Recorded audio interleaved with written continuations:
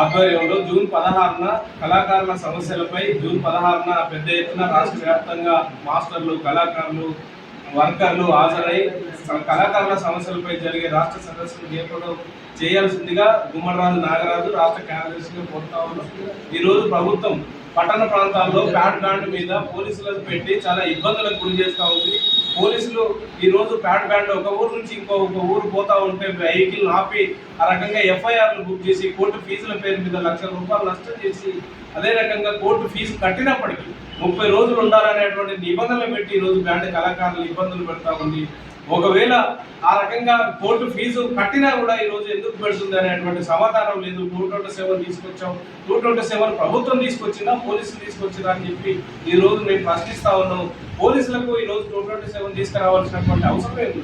ఎక్కడ 100 కాల్ చేయకుండా లేదు, రోడ్డు మీద వెహికల్ కనపడ్డా బరాత సమయం రాత్రి 10:30 దాటకపోయినా పోలీసుల కంట పడితే వెహికల్ తీసుకొచ్చి ఆ రకంగా కళాకారులు ఈరోజు టార్చర్ చేస్తూ ఉన్నారు, దాడులు చేస్తూ ఉన్నారు, కొడతా ఉన్నారు. ఎదురు మాట్లాడే పరిస్థితి లేదు. ఆ రకంగా ఇటీవల కాలంలోనే హైదరాబాద్లో వందలాది వెహికల్ ఈరోజు సీజ్ అయ్యాయి. దాని పేరు మీద ₹1,00,000 ఈరోజు రాష్ట్ర ప్రభుత్వానికి చలానా రూపంలో, ఫీజు రూపంలో బ్యాండ్ కళాకారులు కట్టారు. వాళ్ళ అప్పో సప్పో లోనో ఇతరాత్ర ఉన్న ఆర్థిక సహకారం తీసుకొని బ్యాండ్ వెహికల్ 15-20 లక్షలు పెట్టి తయారు చేసుకున్నటువంటి వెహికల్ పోలీస్ స్టేషన్లో పెట్టి ఈరోజు పెళ్లిళ్ళు వాయించకుండా, తన దగ్గర ఉన్నటువంటి కార్మికులకు ఉపాధి కల్పించకుండా, తాను స్వయం ఉపాధి పొందకుండా ఈరోజు 227 పేరు మీద ఈరోజు పోలీసులు పెట్టి రకంగా బ్యాండ్ కళాకారులు ఇబ్బంది పెట్టేటువంటి పరిస్థితి కొనసాగుతుంది.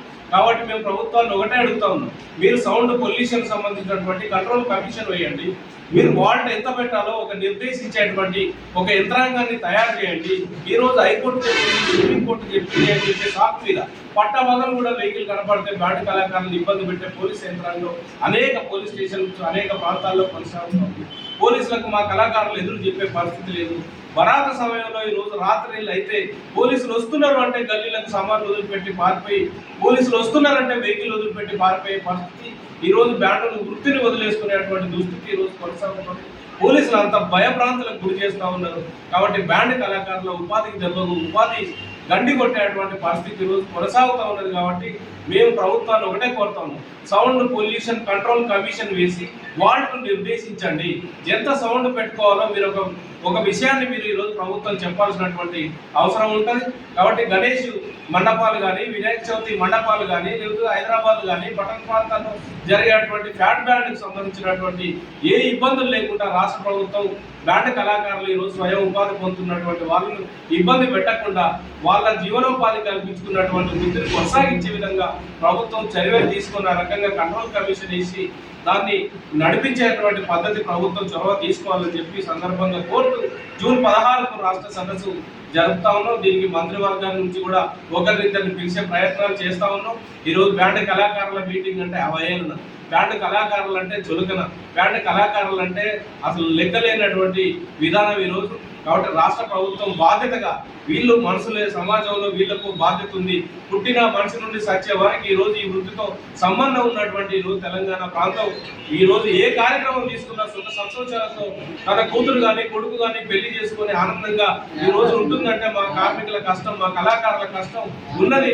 ఆ రకంగా మా కష్టాన్ని గుర్తించి ఈరోజు రాష్ట్ర ప్రభుత్వం బ్యాండ్ కళాకారులు అనేటువంటి తక్కువ చూపు చూడకుండా మా మీటింగ్ హాజరై మా బాధలు మా సాధలు ఇని అక్కడ ఉండేటువంటి డిమాండ్లను పరిష్కరించాలని చెప్పి కోరుతూ, హైదరాబాద్ లో కూడా అన్ని కులాలకు ఇచ్చినట్టుగా మా బ్యాండ్ కళాకారులకు 2 ఎకరాలు కేటాయించి, డబ్బులు కేటాయించి, ఓ భవనం నిర్మించి శిక్షణ తరగతులు పెట్టుకునేందుకు రాష్ట్ర ప్రభుత్వం చొరవ తీసుకోవాలని చెప్పుకుంటాం.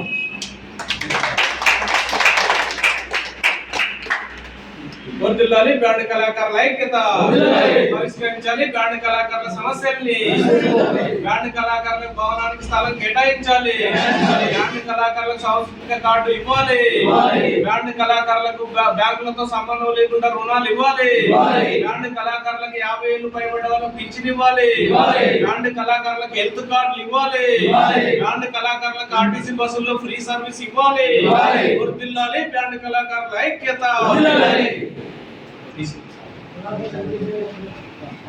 ఇప్పుడు